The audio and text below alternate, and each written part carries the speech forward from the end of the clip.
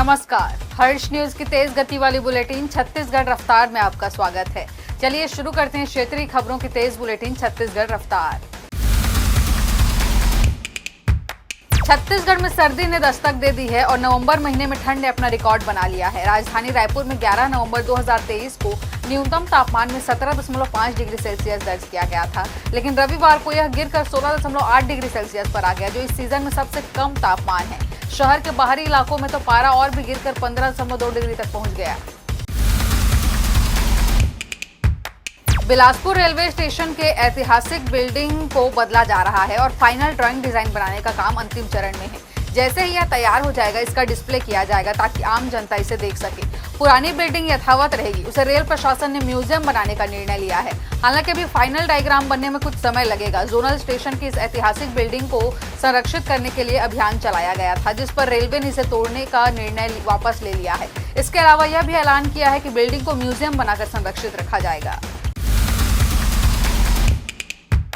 छत्तीसगढ़ में देश के 1% हाथी हैं। मानव द्वंद से जनहानि की दर 15% से ज्यादा है। वर्तमान में चलित हाथियों द्वारा फसल हानि की क्षतिपूर्ति की दर 8 साल पहले 2016 में तत्कालीन दरों से ₹9,000 प्रति एकड़ निर्धारित की गई थी। मुआवजा राशि बेहद कम है। आलम यह है कि रायगढ़ जिले में सबसे ज्यादा 152 हाथियों की मौजूदगी है। इधर किसानों की फसल भी पककर तैयार नहीं हो रही है और लाइन में है। आबादी और खेत खलिहान में हाथियों के तांडव मचाने से किसानों को वृहद स्तर पर आर्थिक नुकसान सहना पड़ रहा है, जिसमें जिले के एक महीने में 400 से ज्यादा बड़े और आंशिक तौर पर फसल नुकसान के प्रकरण सामने आए हैं।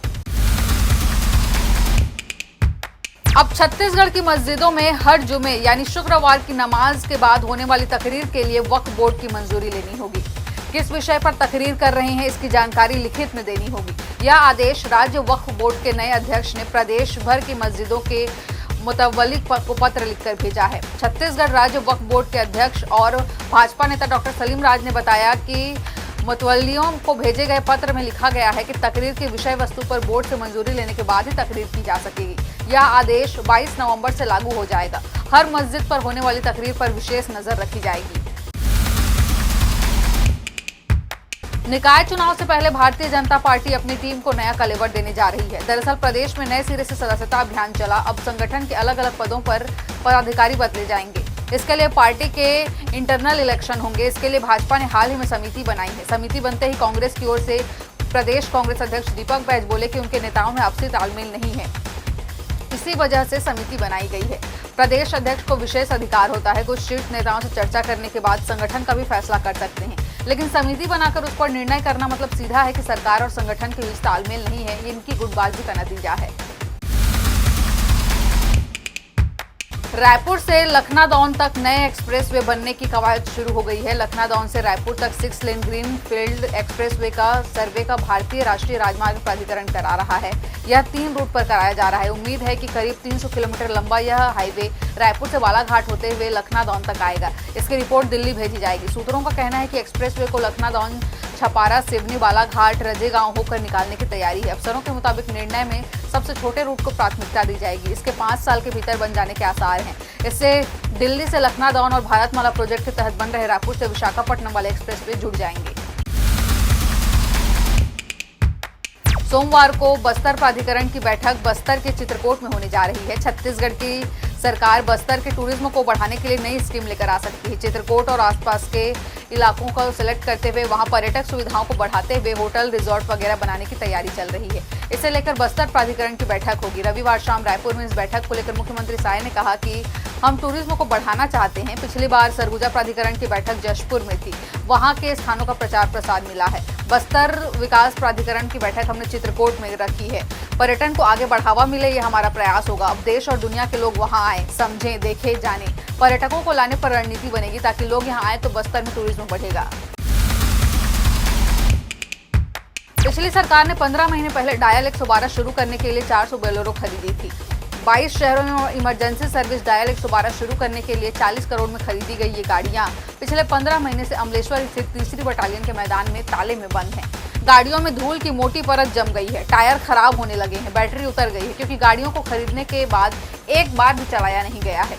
पिछले 15 महीनों से ये गाड़ियां अमलेश्वर स्थित बटालियन में खड़ी हैं। गाड़ी होने की सूचना मिलने पर टीम अमलेश्वर पहुंची, जहां भीतर जाने के लिए मशक्कत करनी पड़ी।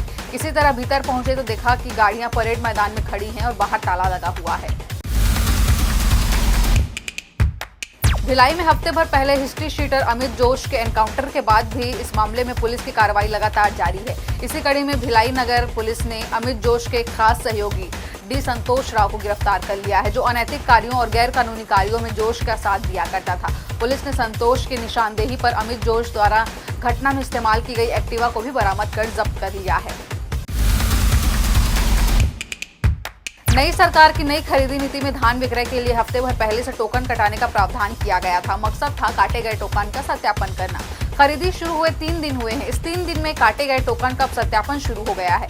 खरीदी पोर्टल में एनआईसी ने ग्रामवार अनावरी रिपोर्ट अपलोड कर दिया है, जिससे औसत उत्पादन दर्शाया गया है। दर्ज रिपोर्ट के आधार पर जिला प्रशासन ने अब उन टोकन की सूची बना ली है जहां उत्पादन की मात्रा से ज्यादा टोकन काटे गए हैं। सूची के मुताबिक 69 केंद्रों में 3465 टोकन की सूची बनाई गई है, जो उत्पादन से ज्यादा मात्रा में टोकन कटाया है। इस सूची का अब सत्यापन होगा। कवर्धा में 30 एकड़ से ज्यादा क्षेत्र में फैली गन्ने की खड़ी फसल में भीषण आग लग गई। आग लगने से किसानों को लाखों रुपए का नुकसान हुआ है। घटना की जानकारी मिलते ही आग बुझाने में ग्रामीण जुट गए। हालांकि काफी प्रयासों के बावजूद आग पर काबू नहीं पाया जा सका।